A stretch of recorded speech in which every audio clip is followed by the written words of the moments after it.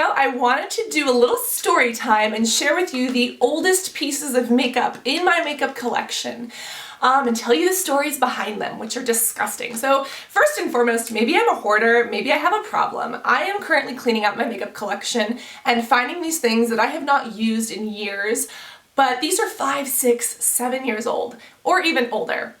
They are disgusting. I am obviously a makeup hoarder. Maybe I find myself an identity in hoarding makeup. I don't know. It's a problem that I am working on. But going through some of these things was kind of nostalgic, and I'm like, I know I need to throw them away, but I don't want to. So before I say goodbye, I want to tell you the little stories behind them.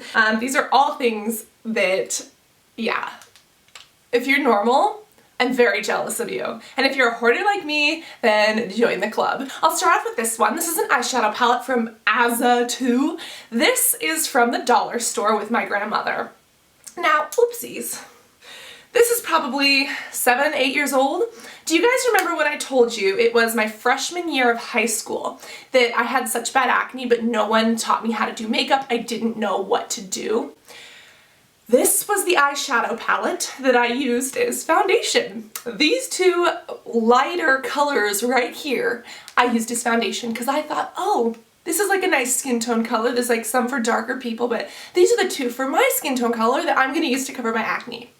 So I walked around freshman year in bio class and everywhere with burning salicylic acid on my face that turned me red, shoving eyeshadow onto my blemishes like, is it gone yet? Awful. Awful, awful, awful. This is so old and disgusting.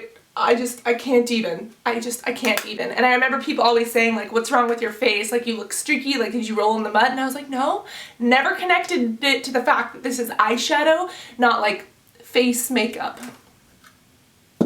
Goodbye. All right, number 2. Now, I think this is the oldest piece of makeup that I own.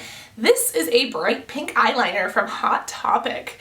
This I have probably had since 6th grade of middle school, which is like, I would have been 12, 13. This is over 11 years old. I'm not good at math. Obviously, I need to go back to middle school. Okay, this is a lip and eye pencil in hot pink.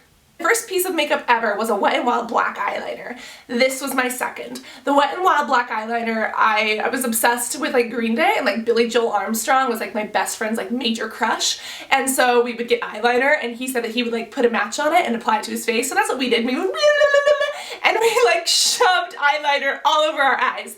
Then, because I was just like that emo goth kid, I had to buy like a red to make it look like my eyes were bleeding or something. What was I thinking? And I shoved this pink into my eyeballs on the inside and got this black and went all over the outside. What was I thinking?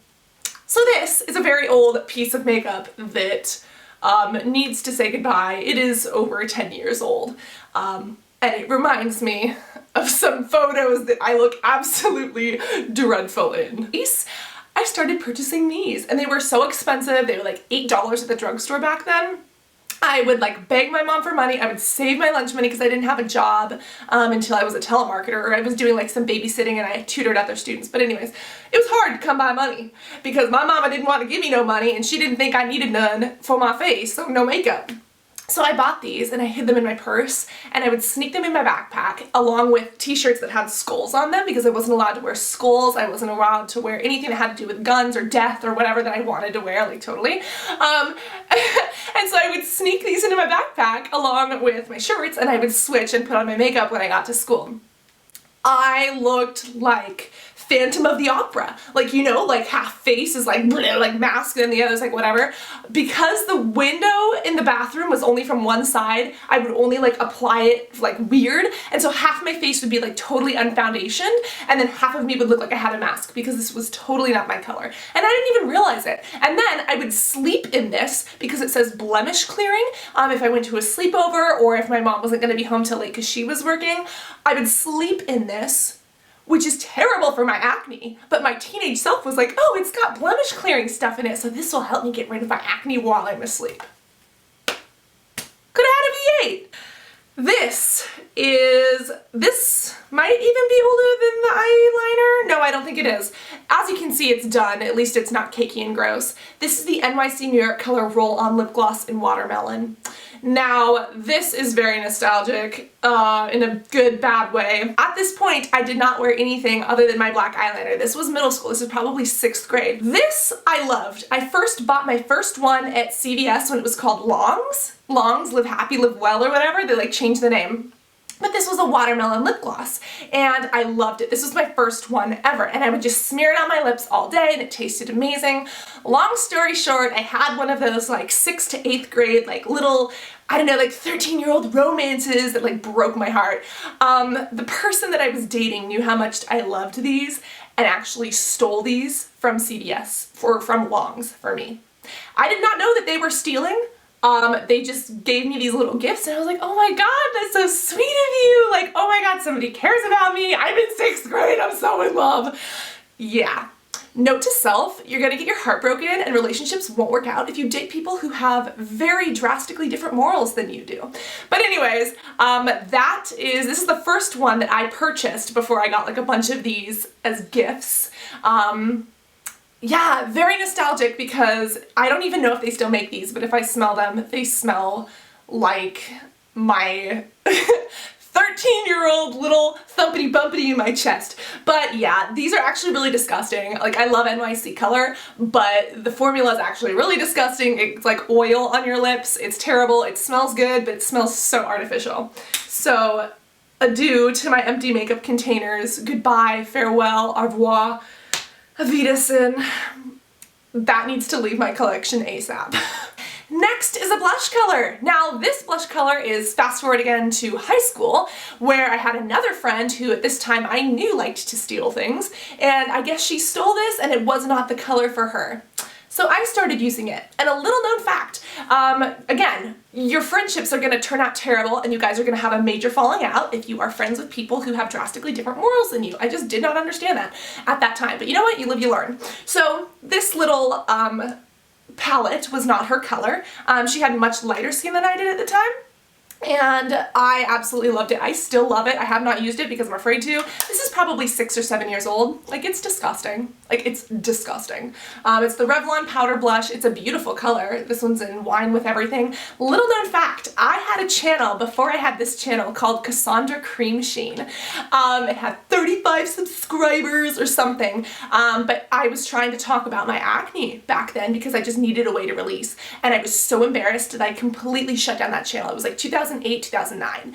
And this was the blush that I used inside of one of my first ever makeup tutorials on that old channel. Yeah, and I totally deleted it off the internet, and then I started this one later because I was like, you know what, I need to talk and give back to the YouTube community because they taught me everything I know about makeup. I was applying eyeshadow to my face as foundation. YouTube taught me everything I know about makeup. It was my way of giving back. Like, y'all don't know how much YouTube has impacted my life, for realsies. The very last product that I have is this Revlon Colorstay Mineral Foundation.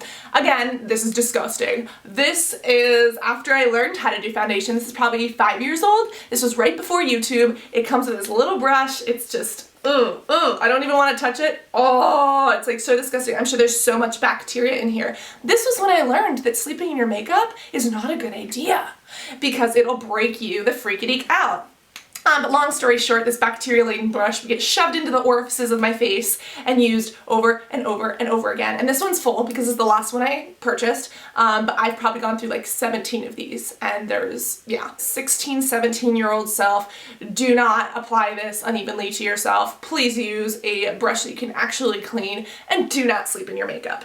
So guys, thank you for coming on this little time warping journey to my middle school and high school makeup dilemma selves. Kind of nostalgic, mainly disgusting. But I love you guys. If you are a makeup hoarder, leave a comment, like this video so I don't feel so alone. And if you are not a makeup hoarder, tell me your ways of greatness so that I can just let go of all these things that I really don't use because I like them, but they're disgusting. So I'm gonna say goodbye to these things now and then wish me luck on cleaning out the rest of my stuff. So love you guys, and I will see you guys all in the next video. Love you guys. Bye.